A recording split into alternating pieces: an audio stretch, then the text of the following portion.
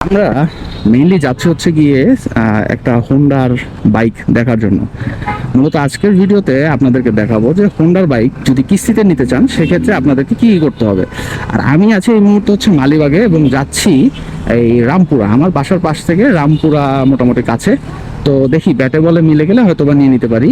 আর আমাদের টার্গেট হচ্ছে গিয়ে এক্স ব্লেড FI ABS-টা। দেখি যদি ওইটা যদি বাজেটের মধ্যে চলে আসে, কি পরিমাণ কি ইন্টারেস্ট আছে, সব কিছুর ব্যাপার আছে, অনেক কিছু ভেবে চিন্তে দেখবো, দেন হচ্ছে গিয়ে নেওয়ার একটা চিন্তা ভাবনা করবো। আমি নিব না, মেনলি আমার এক ভাই নিবে, তো তাকেই আমি সাথে নিয়ে যাচ্ছি। আর এই জ্যাম, আর যে গরম পড়ছে আজকে।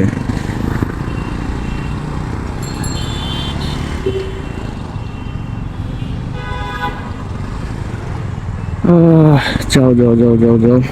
আমার বাইকটার তো লাস্ট সার্ভিসে একটু ঘাটটা টাইট করে দিছে, কারণ আমি যে জায়গায় সার্ভিস করাইছি ওই জায়গায় যে যাবো ওই সময়টাও পাচ্ছি না।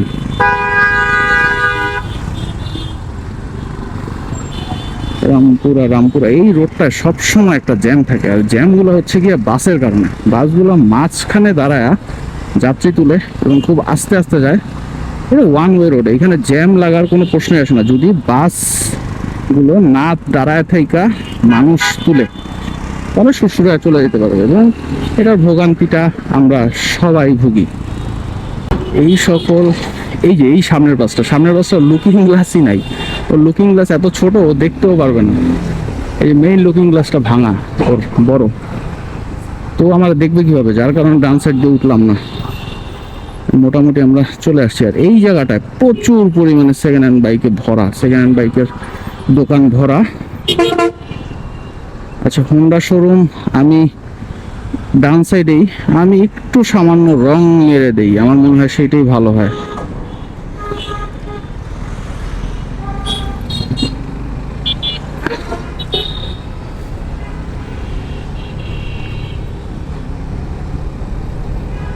এই যে শোরুমে কই গেল, শোরুমটা কই গেল? এখানে এত সেকেন্ড হ্যান্ড বাইকের শোরুম যে আসলে ব্র্যান্ডের অরিজিনাল শোরুমটাই চোখে পড়ে না। এই যে চলে এসছি হোন্ডা কাছে। ইয়েস ভাই, এটা তো আমার লাভ দিতে হইব লিটারে।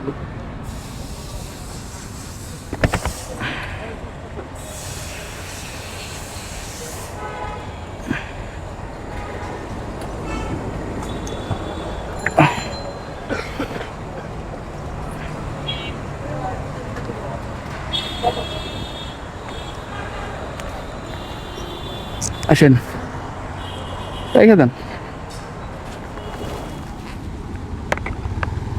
পুরো এসে মোটামুটি কয়েকটা জায়গায় কথা বললাম, হোন্ডা থেকে শুরু করে, দেন অপোজিটে আছে সুজুকি, তার অপোজিটে আছে আবার হিরো। তো তিনটাতেই কথা বললাম, তিনটাতে বেশ ভালোভাবে মার্কেটিং করতেছে যে কিস্তিতে বাইক কিনুন। সুজুকিতে দেখতেছি না, আর হোন্ডা দেখতেছি না, বাট কিছুদিন আগে দেখছি। এখন ঘটনা হচ্ছে তারা EMI-তে দিচ্ছে, একদম ক্যাশ যেই কিস্তিটা আছে সেটা তো বন্ধ করে দিছেই, আর ফুল ক্যাশে করতেছে। আর এক্সচেঞ্জ অফারের উপর তারা কিছু অপশন রেখেছে, যদি এক্সচেঞ্জ করে বাইক সেক্ষেত্রে তারা কিছু ডিসকাউন্ট দেয়, অ্যান্ড EMI-এরও অপশন আছে, বাট সেটা ক্রেডিট কার্ডের ভিত্তিতে।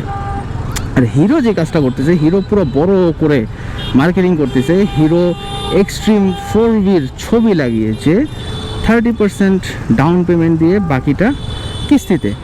এখন ঘটনা হচ্ছে তাদের যে বজ্জা যে বাইকটা আছে, যে বাইকটা চলে না এবং ঝামেলা আছে, সেটা হচ্ছে গিয়ে যে হিরো থ্রিলার 4V, ওই বন্ধ হয়ে যায় যেটার,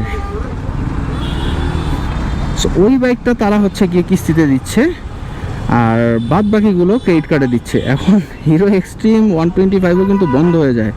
এইটা যতদিন না বজ্জা ট্যাগটা পায় অতদিন পর্যন্ত তারা এইভাবেই চালাবে আমার কাছে মনে হয়।